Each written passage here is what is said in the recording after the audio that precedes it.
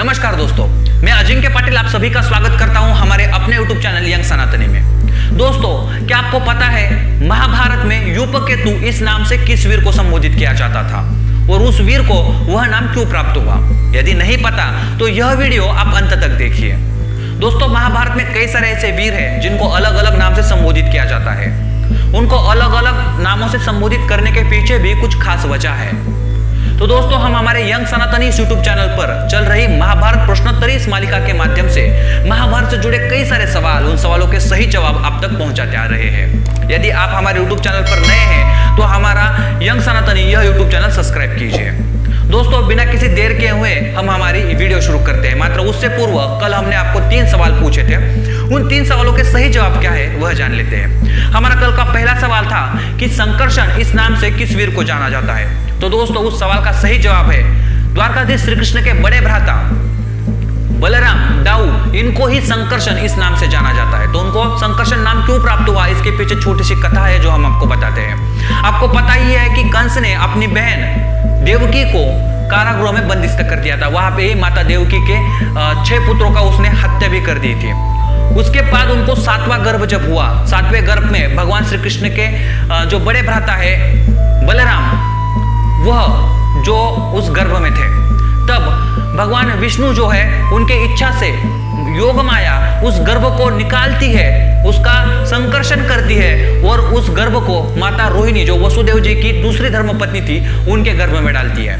तो उनका संकर्षण किया गया, इसी वजह से बलराम को आगे जाके संकर्षण यह नाम प्राप्त हुआ। तो दोस्तों, कल का हमारा दूसरा सवाल था चक्रपाणि इस नाम से किसे जाना जाता है। तो दोस्तों, इस सवाल का सही जवाब है भगवान श्री कृष्ण।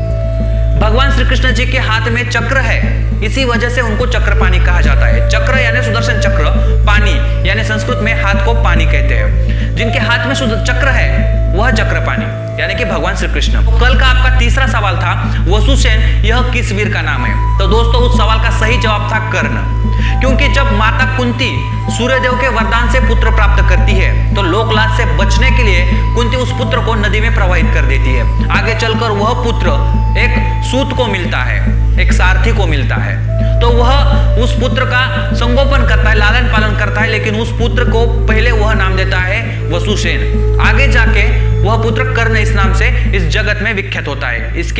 इसीलिए इस सवाल का सही जवाब था कर्ण।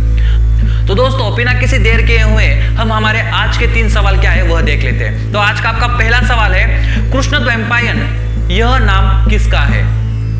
इसके लिए आपको पर्याय दिए जाते हैं। आपका पहला पर्याय है भगवान श्री कृष्ण, दूसरा पर्याय है वसुदेव, तीसरा पर्याय है वेदर्षि व्यास, चौथा एवं अंतिम पर्याय है बलराम। दोस्तों, इन चारों में से कृष्णद्वैपायन किसे कहा जाता था? क्या आपको पता है? यदि पता है तो कमेंट बॉक्स में बताइए। नहीं पता तो हम हमारे अगले वाले वीडियो में इस सवाल का जवाब तो देने ही वाले हैं और कृष्णद्वैपायन यह नाम उसको क्यों प्राप्त हुआ यह भी हम बताने वाले हैं। दोस्तों, आज का आपका दूसरा सवाल है भूमिजय किस वीर का नाम था। इसके लिए आपको पर्याय दिए जाते हैं। आपका पहला पर्याय है दृष्टकेतु, दूसरा पर्याय है अर्जुन, तीसरा पर्याय है उत्तर, चौथा एवं आखिरी पर्याय है अर्जुन के पुत्र अभिमन्यु।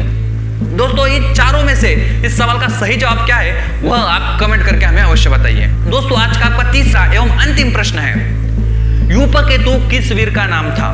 इसके लिए आपको पर्याय दिए जाते हैं। आपका पहला पर्याय है सात्यकी, दूसरा पर्याय है कृतवर्मा, तीसरा पर्याय है भूरिश्रवा, चौथा एवं अंतिम पर्याय है अर्जुन। तो दोस्तों, इन 4 पर्यायों में से सही पर्याय का चुनाव कीजिए और हमें कमेंट बॉक्स में बताइए।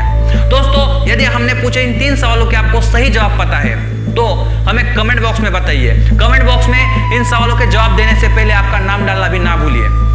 तो आज के लिए इतना ही। जय श्री कृष्णा, वंदे मातरम, जय हिंदू राष्ट्र।